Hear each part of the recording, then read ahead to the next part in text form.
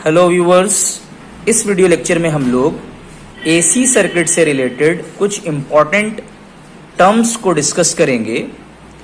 ये terms frequently exams में भी पूछे जाते हैं, वाइवा में भी पूछे जाते हैं। एज एन इलेक्ट्रिकल इंजीनियर आपको इन टर्म्स के बारे में डिटेल नॉलेज होनी चाहिए।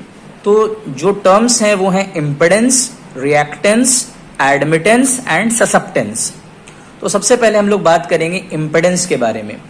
जैसा कि हम लोग जानते हैं कि जब करंट फ्लो करती है तो उसको कुछ अपोजिशन फेस करना पड़ता है और उस अपोजिशन को हम लोग आसान भाषा में रेसिस्टेंस कहते हैं। तो ये जो रेसिस्टेंस है ये टर्म डीसी सर्किट के लिए ज़्यादा अप्रोप्रिएट है, क्योंकि जब हम लोग एसी सर्किट की बात करते हैं तो उसमें रेसिस्टेंस के साथ साथ इंडक्टर और कैपेसिटर का भी इफेक्ट होता है। तो जो टोटल अपोजिशन होगा किसी करंट को एसी सर्किट में फ्लो करने के लिए उसको हम लोग बोलेंगे इम्पिडेंस। यानी in simple words, impedance is the total resistance offered by an AC circuit.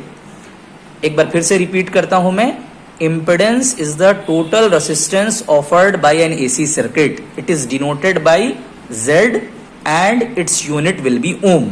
तो इम्पिडेंस एक कॉम्प्लेक्स क्वांटिटी है जिसके रियल पार्ट को हम लोग रेसिस्टेंस कहते हैं और इमेजिनरी पार्ट को X से डिनोट किया जाता है जिसको हम लोग रिएक्टेंस कहते हैं।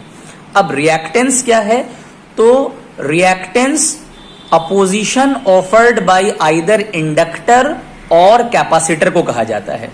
यानी सर्किट में करंट को फ्लो होने में जो रुकावट होगी इंडक्टर या कैपेसिटर के जरिए से, तो उसको हम लोग रिएक्टेंस कहेंगे। तो जाहिर सी बात है ये रिएक्टेंस दो तरह का होगा। अगर इंडक्टर की वजह से हो रहा है तो इसको हम लोग कहेंगे इंडक्टिव रिएक्टेंस, और अगर कैपेसिटर की वजह से हो रहा है तो इसको हम लोग कहेंगे कैपेसिटिव रिएक्टेंस।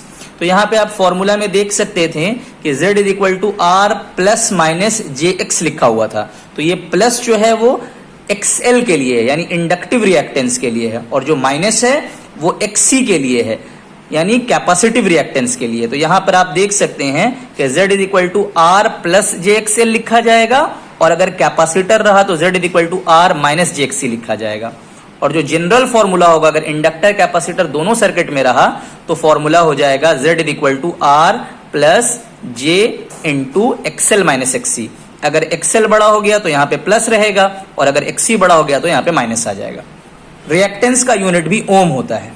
अब हम लोग XL का फॉर्मूला देख लेते हैं। तो XL का फॉर्मूला होता है omega L। Omega angular frequency होती है जिसकी यूनिट होती है रेडियन पर सेकेंड, और उसका फॉर्मूला होता है 2 पाई f, जहां पर f लीनियर फ्रीक्वेंसी है और इसकी यूनिट होती है हर्ट्ज। तो XL का फॉर्मूला हो गया 2 पाई FL। तो यहां से हम देख सकते हैं कि XL जो है वो डायरेक्टली प्रोपोर्शनल है फ्रीक्वेंसी के, यानी जितना ज्यादा फ्रीक्वेंसी होगी उतना ज्यादा अपोजिशन होगा। इसीलिए इंडक्टर जो है वो डीसी में बिल्कुल ना के बराबर अपोजिशन ऑफर करेगा, यानी इसको अलाउ कर देगा, और हाई फ्रीक्वेंसी एसी सिग्नल को बहुत हाई अपोजिशन और रेसिस्टेंस प्रोवाइड करेगा, यानी इसको ब्लॉक कर देगा। उसी तरह से हम लोग अगर बात करें XC की, तो XC का फॉर्मूला होता है 1 बाई ओमेगा C। ओमेगा को जब हम लोग रिप्लेस करेंगे तो XC का फॉर्मूला हो जाएगा 1 बाई 2 पाई FC।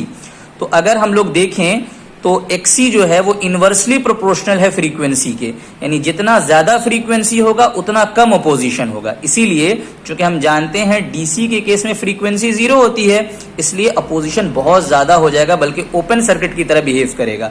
यानी हम कह सकते हैं कि मेरा कैपेसिटर डीसी को ब्लॉक करता है।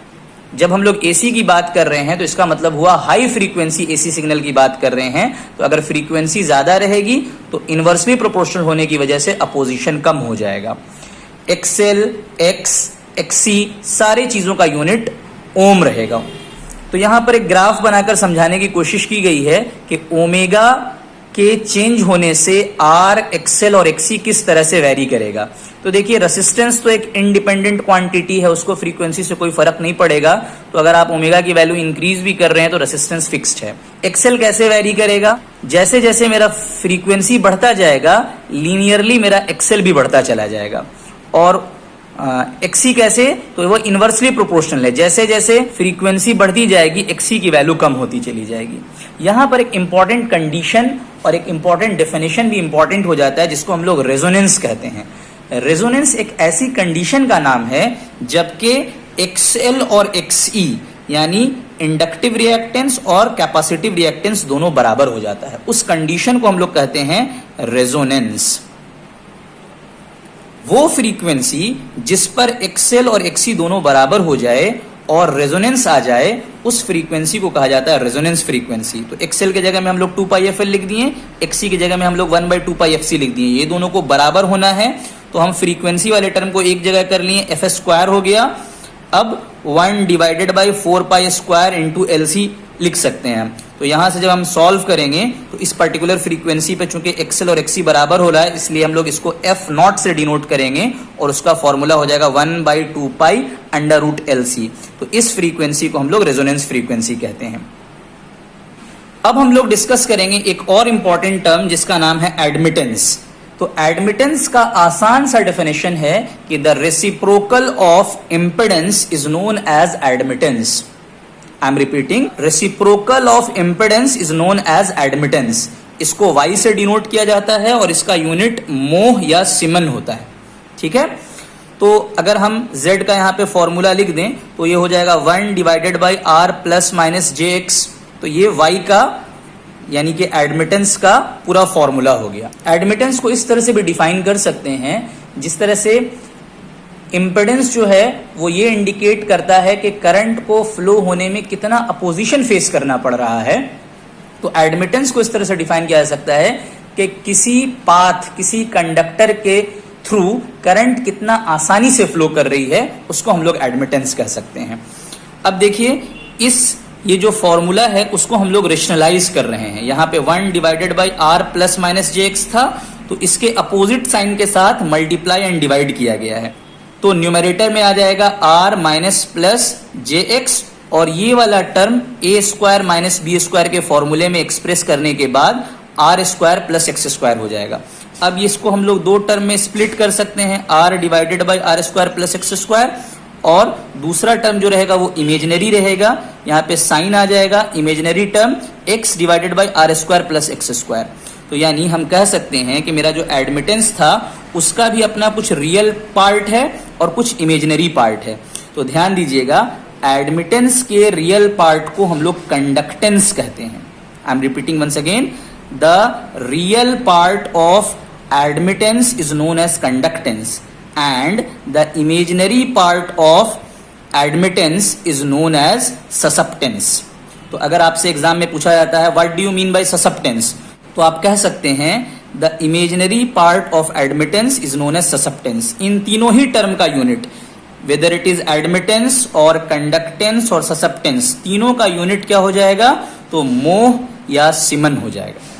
अगर हम लोग एडमिटेंस का मैग्नीट्यूड निकालना चाहें तो हम लिख सकते हैं √ कंडक्टेंस यानी रियल पार्ट का स्क्वायर प्लस ये दो जो ससेप्टेंस है वो भी जिस तरह से मेरा रिएक्टेंस दो तरह का हो रहा था, XL और XC हो रहा था रिएक्टेंस Z के केस में, उसी तरह से मेरा ससेप्टेंस का भी दो पार्ट रहेगा, एक इंडक्टर की वजह से, एक कैपेसिटर की वजह से। तो इसका वैल्यू हो जाएगा √ G² प्लस BL - BC का होल स्क्वायर, जहां पर BL जो है वो ससेप्टेंस है इंडक्टर की वजह से और BC जो है ससेप्टेंस है कैपेसिटर की वजह से।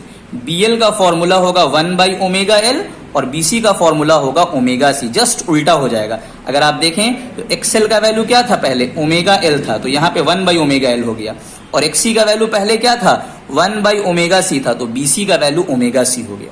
तो इस तरह से हम लोगों ने आज की वीडियो में impedance, admittance, reactance, susceptance, conductance और रेजोनेंस फ्रीक्वेंसी काफी कुछ सीखा है। हम उम्मीद करते हैं कि आपको वीडियो समझ में आई होगी। Thank you for today.